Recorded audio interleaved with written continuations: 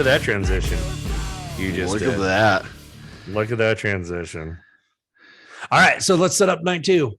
Night two. Doug, everybody, he's kind of doing a little side gig work. He's trying to little Dougie. The little Dougie's taking that little camera his wife got him, and he's doing a little photography with that. So somehow all the tequila from night one, I ended up with some photography work for night two.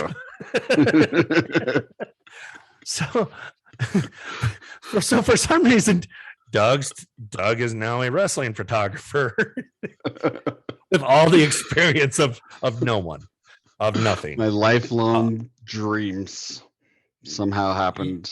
You are going overnight. the route. You, James E. Cornette, Paul Heyman, and Doug Martin. Soon you will run an independent promotion with some decent things, but it will run into some money issues and create drug problems with many, many people. I can't wait, Doug. You'll be right there with me. I'll do the drugs. Okay. Sure. I'll be the drug boy. I have no problem being the drug boy. Speaking of drugs, I hear night two, the restroom was hopping. Yes, the family non-binary restroom was a place to go skiing, Doug. That was a place to go skiing. That's what I've heard. We ate somewhere different. We ate at the little hippie bar across the street from the We did. Good fucking sandwiches. That is going to be a place to go. I think it's a new go-to. Yeah. If our tummies don't want to handle Thai and a bunch of fucking beer and alcohol, gut rot alcohol. I didn't look at the menu because I was still like fucking nervous. As hell. Yeah. So my wife ordered. I'm like, yeah, sure, yeah, I'll have whatever she's having. It turned out amazing. Little shrimp po' boy. Yeah, you had a shrimp po' boy. Your wife had a shrimp po' boy. Rory went with a BLT. Mallory went with like a turkey club or like a turkey ham sandwich. That was pretty good on some gluten-free bread. That was a little dry, but it's gluten-free bread. That's kind of what happens. And I had their Cubano, and it was a delicious Cubano. Critique had aioli on it. Never had aioli on a Cubano before. Okay. I enjoyed the aioli. Wasn't a true Cubano though, but I enjoyed it. It was fucking delicious. Nice. So, but after that, you leave. I leave. I go hang out in an alley. We go drink in front of the guy's house again. Did you? Yeah. We go looking for you in the alley. We didn't see you. We saw just a bunch of minorities and we got scared. In classic Denver fashion. We go drink some White Claws real quick in front of the guy's house again. That's my new tradition. I like it. And we get in line and we go in without you. And the guy at the door, this honestly hurt my feelings, Doug. The guy at the door is just like, oh, all right. I was like, you guys got a table? I'm like, yeah. And he's just like, oh, you got Doug's table. And he's like, but where's Doug? And I'm just like, I do things too. I really do. I do things. I do things. I'm not. So anyway, we go in. So he lets you in. He lets me in, and he's just like, "Oh, Doug will know how to get in." he's like, "You're his best. Like, the guy's your best friend." Like, he's been at the door for fucking ever. Like, I like him a lot. Okay, I got follow-up stories with this guy once it's my turn. Okay, but it's one of those fucking things. Like, I'm always with you when we go in, motherfucker. Like, it hurt my feelings. Yeah, you bought the table the first handful of times, and then you bought the table, and then you started buying the tables, and then now I bought the last one. Like, god damn it, fuck. Yeah, the first night it's like, oh yeah, Doug with It's All Pro Wrestling. Oh yeah, you know where your table. You guys know where we're at. Yep, sure do. Yep. I know. I was right there for that. I was standing next to you. He's like, oh, yeah, it must be Doug from It's All Pro Wrestling. I'm like, I'm Bill. I do most of the fucking work. Okay, so you guys get in. We get our drinks. I text you because I'm getting worried about you, and you don't respond ever. I text you again, don't respond ever. And so then we start looking for you because we don't know where you're at. We're worried sick. And Doug, there's about, I would say 13% of the crowd of guys look just like you. All shitty fucking facial hair of some sort, black rim glasses, either Black shitty, shirt. yeah, obviously a black shirt, some kind of ball cap, and bad posture. So so like it just turned into like Rory and I just screaming for you, not being annoying at all. Everyone loved it until you finally showed up, and I was worried sick. So I'm sitting there out back doing my thing, and then I saw a message from you, but then I was with someone like, oh, I'm too taking some photos. I'm too goddamn. And then all of a sudden, important. I see a big message from my wife, like, "Hey, where you at? Hey, it's turning into the Hangover in here. Just so you know." I'm like, God damn it! All right. So just as some other people I was waiting for come out, I have to run through the alley to get back to come find you guys because I know you're getting so worried. So I go to the door, and I'm like, "Hey, my group's already in there." He's like, "Oh, are you Doug?" I'm like, yeah, that's me. Oh yeah, come on. Oh, sorry. Next time I'll have to remember who you are. What the fuck? So he doesn't know who you are? Well, he's like, oh yeah. Next time. So your name is synonymous. It doesn't matter who the fuck you are. It's just your name. God damn it. Fuck. But then I had this conversation with him. That's the I say my name first in the goddamn podcast. I know. So I made a joke when I was trying to leave, we almost bumped into each other. I'm like, oh yeah, next time we'll remember each other. And he just kind of looked at me like, what the fuck? I'm like, you remember from the beginning? You said you remember, and he still just looked at me like he'd never seen no idea in his life. What the fuck? All I know is that you guys are always one of the last ones out of there. You fucking, because I want to go home. Yeah. So I finally make it in. You guys start screaming, Doug. Just, Doug's house. Hangover. Doug's house. Night 2 starts. What were the two? Well, now 3 shows. We already referenced the main event, Howitzer versus Warhorse. Mm-hmm. What were the 2 other shows that were booked or billed as they were? So we had Abaddon versus Dark Sheik and Brian Keith versus Royce Isaacs. So those were the only 2 matches we knew we were getting. Mm-hmm. One is a dream match since we first saw Brian Keith a little over a year ago. That was, we knew that he needed to wrestle Royce, and we needed to see him wrestle Royce. Yes. And that was a dream come true. Dark Sheik, she's fucking amazing in every way, shape, or form. She's deserving everything that she's getting as far as accolades, as far as booking, as far as the success of Hood Slam, everything. Versus Abaddon, who, when and or if they get the chance to do what they want to do, whether it be in AEW or they get released by AEW, they are going to have a fantastic fucking wrestling career. They have it down pat now. Totally agree. Been putting in the time with Dustin, right? Dustin and a handful of other folk, I'm assuming. I definitely know that they were working with Dustin early, at least a year ago, maybe more. I mean, I can tell you the look has always been good. Yes. The new look is even cooler.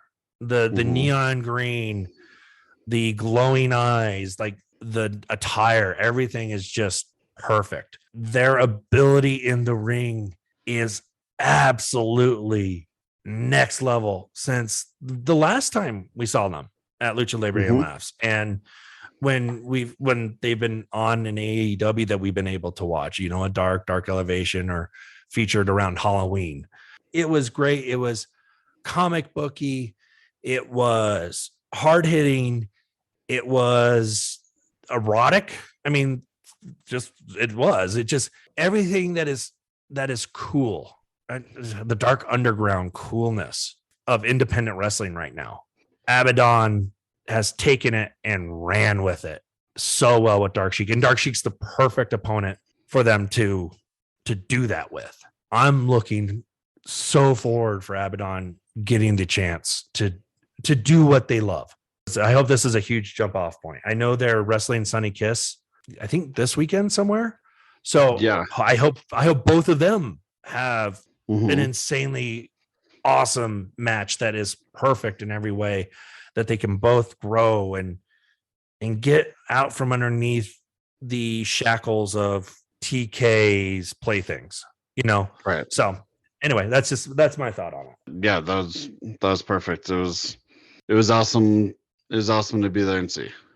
And then in what was my wife's favorite match of the weekend, that real piece of shit, Austin Reddick, came out.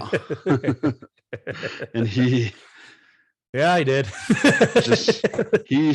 he came out and he challenged the locker room for someone to step up to him. Yeah, because he was the real daddy of Denver.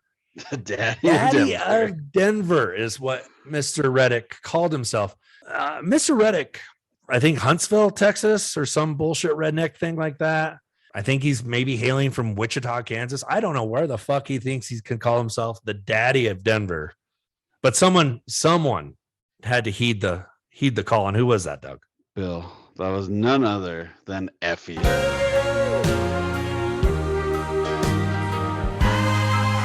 We get blessed with another appearance of Effie. And going against one of our favorites, Austin. Austin is, again, we're fucking biased as shit. Yes. You and I talking about like, well, who, you know, what's happening, what, you know, coming up with some ideas for matches. We wanted Reddick versus Effie. Yes. And we got it. So why did your wife like it so much? Was it all the butts? I like all that. the butts, all the hunks, all the hunky butts. No, she's on the same page with us on Austin Reddick, that he is awesome and Effie is awesome. And she actually said it too, that that's the match she wanted for the weekend, was Austin Reddick versus Effie. It was just so much fun. It was comedy match, but at the same time, it wasn't like... Oh, it went hard.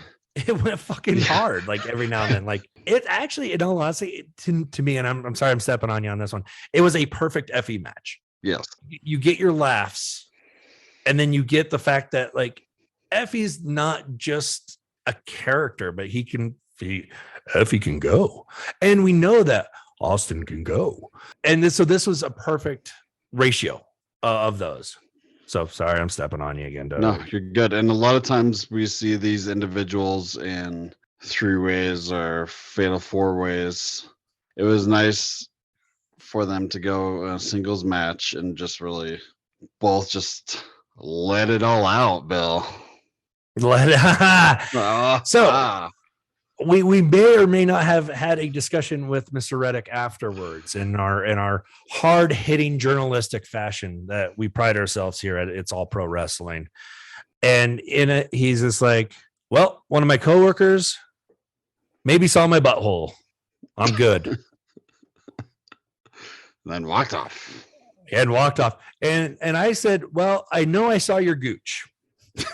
So... He was wearing a black thong. Yeah. Handsome gentleman. I'm going to plug fucking Austin, because if you want a guy who can rile up a fucking crowd, get people mad, do classic, yet more than classic wrestling. You want a guy who can fucking go, yet can also be insanely entertaining, book fucking Austin Reddick. Book him. Yeah. He's fucking great. First time I saw him, first time I fucking saw him, I was just like, I like this guy across the board. And because of his stupid fucking footwork. Right. I was just gonna say that. A year ago when we went back to Lucha Libre and Laughs, he came out, had his match. We both looked at each other, we're like, oh shit, like this guy's good. And then he's just continued to impress us every time we've seen him. Yes. And book Effie too. Definitely book fucking Effie. Effie was looking. I don't know if that needs to be said, but book fucking Effie. Yeah. If you are a person who's like, I can't draw anyone, get in contact with Effie and see when he's open, because Effie will bring fucking butts to seats. It's that fucking simple. And then we had a tag team match. Lypto and Filter versus the Howlets. Now the Howlets, the first time I ever went to a Lucha Libre and Laughs, whenever that was, I think we said 16 or something like that, 17. We actually pinpointed it, but every time we try to remember it on air, we never get it. It's right. Like January of 2017. So then, like then the night was fun. It was good times, but then all of a sudden the fucking Howlets come out, Anaya and Hoodie. And it was just, I just remember it being just like next level shit. Like just their presence as they're running through the crowd, and then just how they worked in the ring. I was just like blown away. Like, who the fuck are these guys? Why aren't they on TV? Or it was your Royce Isaac moment, or like, because first time I saw Royce, that was the same thing. I'm like, this guy has it. Like, yeah. And Anaya and Hoodie, because at the time they were called Left Coast Gorillas, is that correct? And in fact, actually, Sam Talent kept on accidentally called them that a handful of times too. I don't know if you caught it or not, Darren. I didn't catch it. Yeah. So Sam is a big time comedian now. He books, podcasts, travels the world, comedy. It's fucking hilarious. Check him out. But yeah, he kept on calling them Left Coast Gorillas. I mean, it might have been an honor to just do that, but it was interesting. So, two of our kind of original, favorites from when we first started to now two of my personal newer favorites, and, Lypto and Filter. So that was a great match. Just a little passing of the torch after the match was over. It was 100% that. It was fucking such a great tag team match. That's one thing I do miss here recently with Lucha Libre and Laughs, is that the tag team division has been lacking.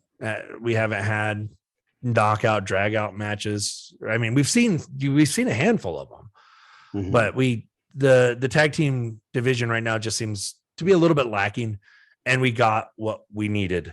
The Howlets as a tag team are destructive. We already talked about how Hoodie is just the quickest beef this side of the Mississippi, and Anaya sucks, but he sucks in the best way possible. Filter, we talked a ton about Filter. You need to put Lypto over, but this was a great fucking tag team match. Talk about Lypto, Doug, quick. So Lypto is definitely one of my favorites. I saw him a couple times at Lucha Libre and Laughs, and then I kind of finally got to see a one-on-one match with him, and that was my first time at New Era, and it was my daughter's first ever person seeing live was Lypto. To me, he just has it all. He's fantastic in the ring. He has great charisma. He rides a bike, which is awesome. You panic too much about the bike. You're always way too worried about the fucking bike. I did it once, and you do it almost every time. Well, now it's a thing. You give me shit, this is a bit. It turned into a bit, yes. Jesus I played him Christ. on quite nice, Bill. I got you. You got me. I've seen Lypto have some awesome matches. He's been booked all over the state in this last year. We've seen him at Lucha Libre and Laughs, New Era. He does primos all over the springs. Yeah, he's just fantastic. And him and Filter together as a tag team, I've only seen once, or I think we've seen twice now, and I look forward to seeing more of it. I'm going to make a bold statement, and I'll see if you agree with this. Night 2, I witnessed the second best match I've ever seen live, and that would be Royce Isaacs versus Brian Keith. So Royce Isaacs, what you're saying is that Royce Isaacs, because I have a feeling I know your number one being Royce versus Minoru Suzuki. Yes. Royce has number 1 and number 2 in your heart. He does. Well, good for him. I even told him that afterwards. No, that's awesome. No, here's the deal. I love the match. Mm-hmm. I have 2 matches that I have higher than Keith versus Royce, but I think it's more for nostalgia purposes. Okay. Than anything. I have Neville and Cedric Alexander is way up there. Like, that's my second favorite. Third favorite, just because it's pure nostalgia, but Booker T versus Chris Benoit, Spring Stampede 98. Okay. Keith and Royce have replaced Dark Sheik and Sandra Moon. Okay. For number 4. Dark Sheik and Sandra Moon are my 5th now. And there's a ton of goddamn matches that are really close from this weekend. This match was everything we hoped for, in my opinion. Everything we hoped for. Hard hitting. They both pulled out all their big moves. It was just fantastic. The story was, in the end, if Royce was able to get the full Nelson drop German suplex, he was going to win. That was the story. Brian Keith gave everything that Brian Keith had, gave an Emerald driver, which he won the night before against Anaya with. And the Emerald driver is a fucking devastating move. Royce gave Keith everything that he had other than that full Nelson drop suplex, or drop German suplex, excuse me. And that was the story. And that motherfucker, Royce, he did it while Brian Keith is on the outside of the ring, and he pulled him up over the ropes and gave probably the best version of that I have seen Royce do. And I've seen Royce do quite a bit. Yeah. And it blew me the fuck away how insanely strong that looked. And yeah, I was very, very impressed. It was just so fucking smooth and just so effortless and deadly all at the same time. What finished up the night 2? Doug, I already said it's Heidi Howitzer versus Warhorse. Oh. And how was it, Bill? Heidi can go. You know, I mean, she fucking held her own. And Warhorse, like I said, Warhorse he's so fucking good. And Heidi absolutely did every single Heidi thing in the book. They wrestled on the outside, backdrops onto chairs, drinking beers, throwing shit, talking shit, taking big fucking elbows, taking big fucking shoulder blocks, both of them. Just an absolutely great match. Warhorse was a huge piece of shit. Heidi is beloved by her Denver crowd. And in the end, Heidi caught him with a stunner. And Warhorse, like we said earlier, took the Scott Hall bump. And 1, 2, 3, Heidi won the champions match. Now, like you said, you heard somewhere, or someone heard somewhere and put it on Instagrams or whatever, that it was belt for belt. And Heidi was now both the men's champion the women's champion. But Doug, what happened? At that point, we have a new supreme belt. One belt for all. There's no more classification anymore. Anyone can challenge for this belt, and I loved the idea. Kudos to Nick for doing this. So now, yeah, there's no men's championship, no women's championship. There's just one belt. Anyone can hold it, and I love the idea. I'm paraphrasing Mr. Nick Gossert, promoter extraordinaire of Lucha Libre and Laughs, and also our ring announcer for both nights, in saying, fuck genders. It's all bullshit. Men versus women, women versus men, non-binary versus anyone. Who gives a shit? We're all going for the same thing. And there we have it. We have one belt now. Heidi Howitzer is the ace. The ace of Lucha Libre and Laughs, Bill? Ace of Lucha Libre and Laughs. So congratulations to her. She's fucking great. I can't be happier for her. She had a great emotional farewell. Not farewell, but like addressing the crowd.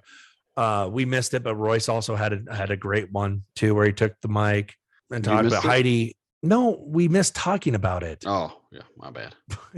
God damn it. Weren't you there? What the fuck? How'd you know about it if you didn't miss it? Were you in the family bathroom?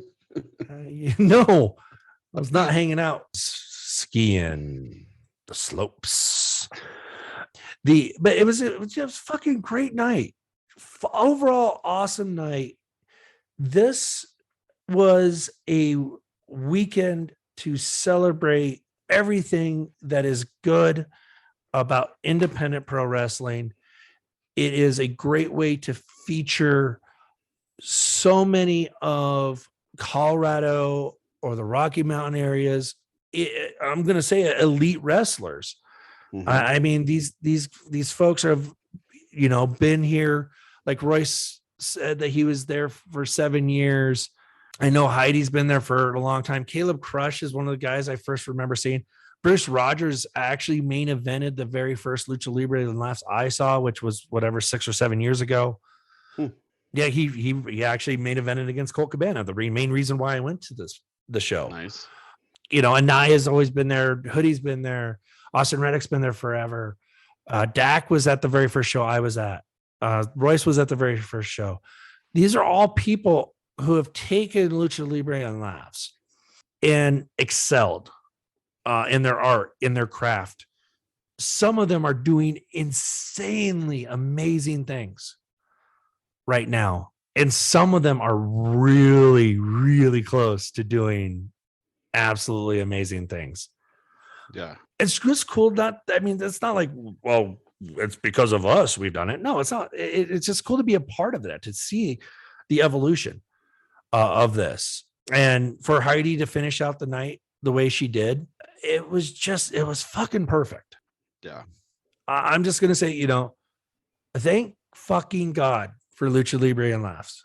If Lucha Libre and Laughs and Nick Gossert specifically did not have the tenacity, the know-all, the ability to be a good promotion, a safe promotion for anyone and everyone to come and enjoy a night of wrestling, even if you don't give a shit about wrestling, like my friend Rory, like our friend Rory, right? He's obsessed. Mm-hmm. He's obsessed with it now. He gets it. He bought a goddamn Effie shirt. He got Effie to sign his shirt. Yeah. And he was so giddy about it. And it's because of what Nick Gossert and Lucha Libre and Laughs has done. They've been able to bring in talent nationally and internationally that fits with the dynamic and the vision that Nick has. And it's given the ability for these wrestlers to hopefully network. And because Nick is such a good fucking promoter, people want to come back and work for him nationally and internationally. Gives these people the opportunity to do their networking, to try to get up and try to go higher. Lucha Libre and Laughs is the premier fucking promotion in this area. For There's sure. a lot of good. There's a lot of other good promotions. I'm not shitting on other promotions, but this is the fucking promotion. Mm-hmm. I think it's starting to get eyes. He has done everything right, and we should be fucking thankful as fuck as wrestling fans, as a wrestling community, that we have someone like Nick Gossert doing the right things for everyone involved. For sure. I mean, when did you ever think you would see Minoru Suzuki? Minoru Suzuki in the O, fucking never. Like fucking never. Like I was in like shock that day that it came out. And I'm like, wait, this fucking real? Like what the? Yeah, that was a tough day. That was a super tough day for you too. Yeah, and it is exactly what I needed to, help me through that day. And yeah, that match was amazing. To see the types of matches, the types of wrestlers come in to the O with a jam-packed 600 odd, crowd, Mm-hmm. and everyone enjoying what they fucking saw. It's what community's about. It's what wrestling is about. It gives people a chance to witness and share emotions together as a group, which, as far as I'm concerned, we as a society, as a country, as a species, are continually to be atomized and individualized and fearful of one another. These type of things are some of the last bastions of actually getting out and doing something with other people. I'm just completely thankful for it. We didn't mention this, but we should real quick, is just the great set of comedians that we had both nights. Yes. Because we got to see not only Sam and Nathan, hosting and, little stuff before. We got to see 3 comedians each night. They were fantastic. We were all laughing our asses off. It's another aspect to Lucha Libre and Laughs that just sets it apart from everything else, is the quality of comedians that Nick brings in, as well as these amazing, wrestling talents. Every comedian knocked it out of the park. Amazing weekend. Can't wait for the next one. And speaking of the next one, Bill, may I shout out the next couple shows that Lucha Libre and Laughs is going to have? Yes, Doug. Okay. That will be added to our calendar at itsallprowrestling.com, as well as a handful of other shows that I will be putting up, likely right around the time you're going to be hearing this. Sweet. So the next one, July 1st at Ratio Beer Works, the Overland location. They are going to be having a free show. I'll find you, Beer Baron. I'll be there, Bill. Doug, what's that reference? Be there? Doug, what's that reference? The Simpsons. You're right, Doug. Good job, buddy. One of the best episodes. I'll admit, I had no clue that was a Simpsons reference. It's a good guess. But on, I believe a couple of the wrestlers under the posts for this episode or for this show, they replied with Simpson memes. So that's how you picked I just up. had a hunch that look at you using context clues to figure out things. Good job, yeah, bud. buddy. Every once in a while, I do some things. Middle schoolers I know. Oh, not my fault. So I'm gonna bring my family. You're gonna bring your family. I am. Yeah, that's my plan. I recommend all you bring your families and come have a joyous time with us at Ratio Beer Works. And then the next show that'll be back at the O will be on August 11th. Help, I'm alive. Now, Doug, what do you think that reference is? I have no fucking idea. That's fair. Today's society. I don't know. Ooh, deep. That's so deep. Man, today's society. Even though I just did a society thing. So deep. That's funny. So the God. so the talent that he announced that'll be there for that night, we will have the return of Sandra Moon, Shaza McKenzie, Awesome. Great. Simon Gotch From Noah. Yes, and the first ever appearance in Lucha Libre and Laughs from Lindsay Dorado. Which Lindsay Dorado can go. Like, that could be easily probably one of the most underappreciated of the 205 Live and cruiserweight classics. Lindsay can go. So I'm looking forward to that. I'm looking forward to see Sandra Moon again. I love fucking Sandra Moon. Yeah, she's really good at wrestling.